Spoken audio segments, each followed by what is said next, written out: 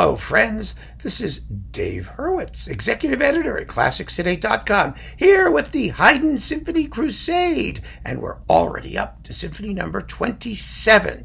Now, this one is going to go rather quickly, and the reason is because Symphony number 27, first of all, it's short and perky and delicious, as most of them are. It's in 3 movements, scored for the usual bunch of 2 oboes, 2 horns, and strings with a continuo it doesn't need, and maybe a bassoon on the bottom. But I remember I told you, Haydn symphonies do not come in chronological order.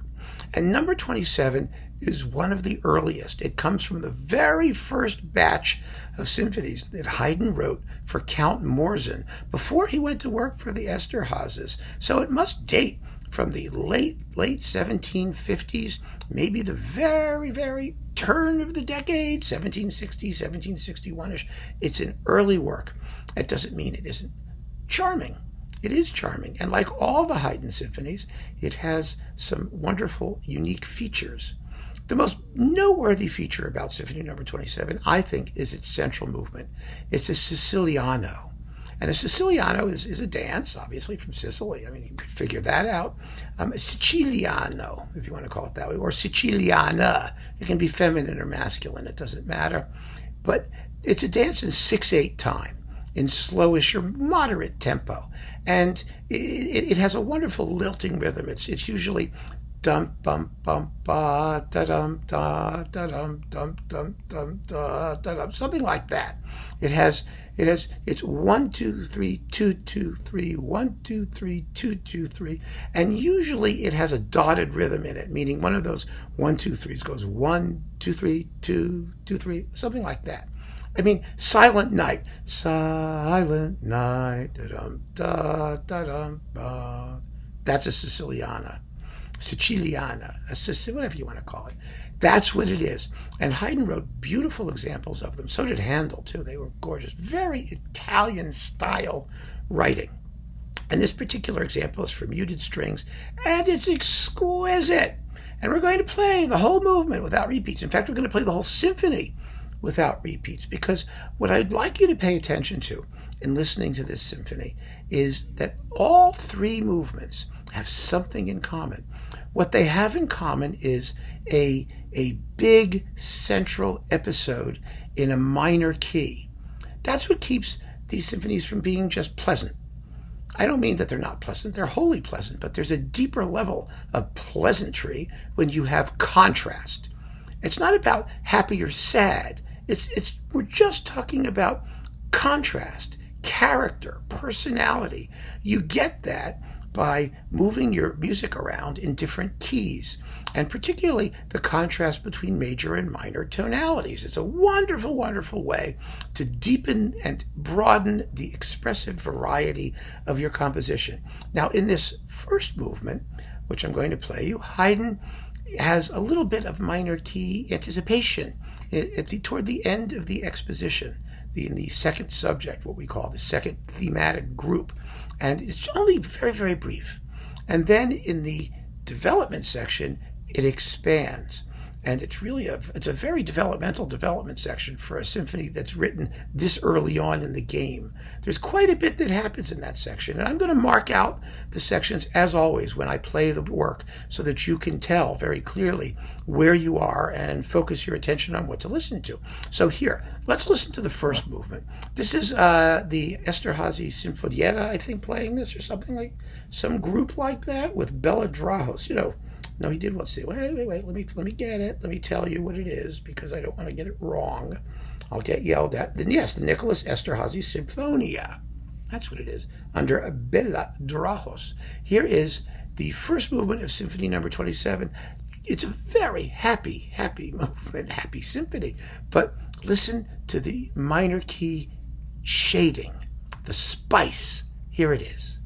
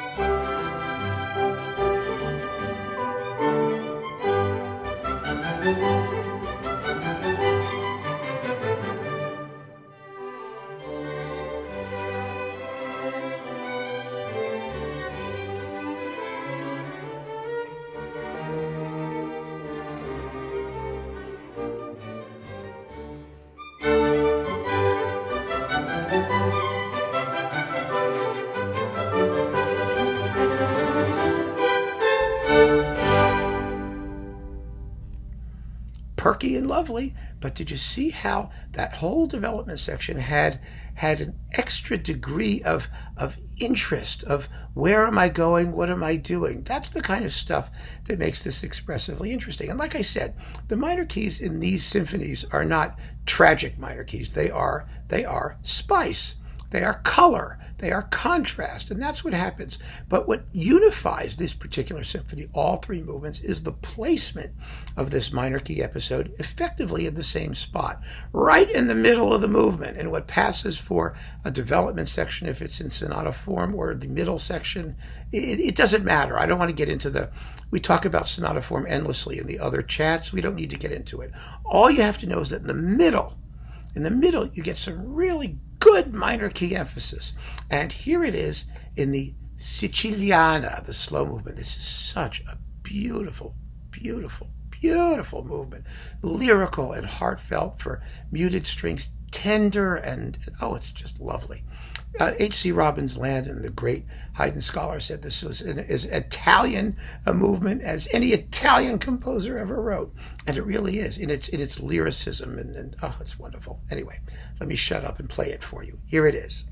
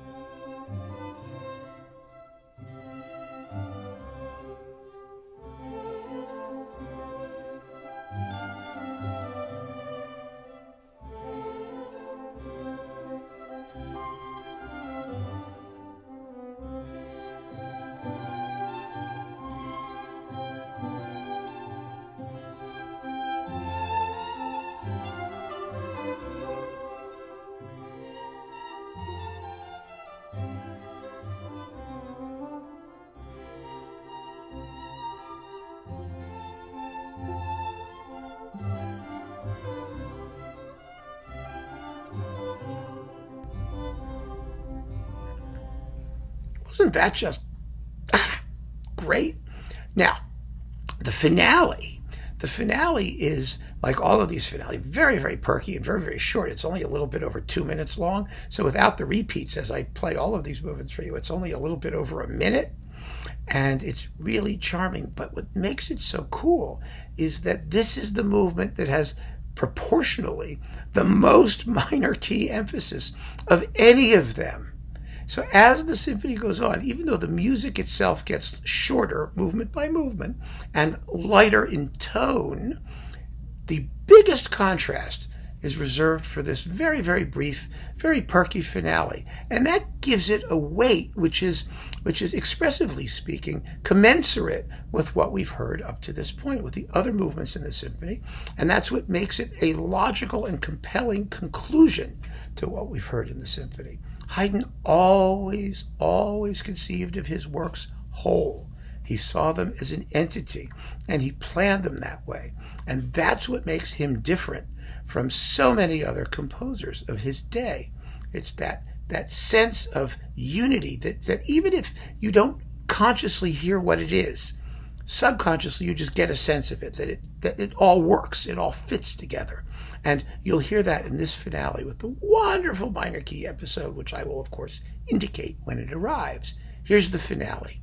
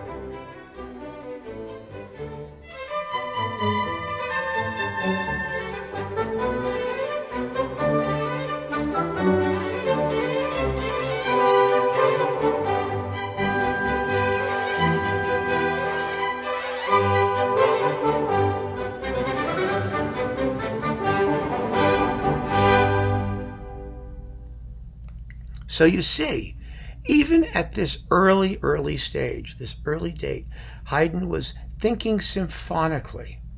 And, as the language of music expanded under his guidance, because he was the guy doing the expanding, the range of contrast and expression, of course, grows immeasurably. But it was there from the very, very beginning. And this is one of those lovely moments where we can go all the way up at number 27, but you can go back to the beginning now, having listened to 1 through 26, and say to yourself, gee, he was Haydn from day one. And that's what makes this whole journey so extraordinary. So keep on listening, folks. Thank you for joining me. Take care.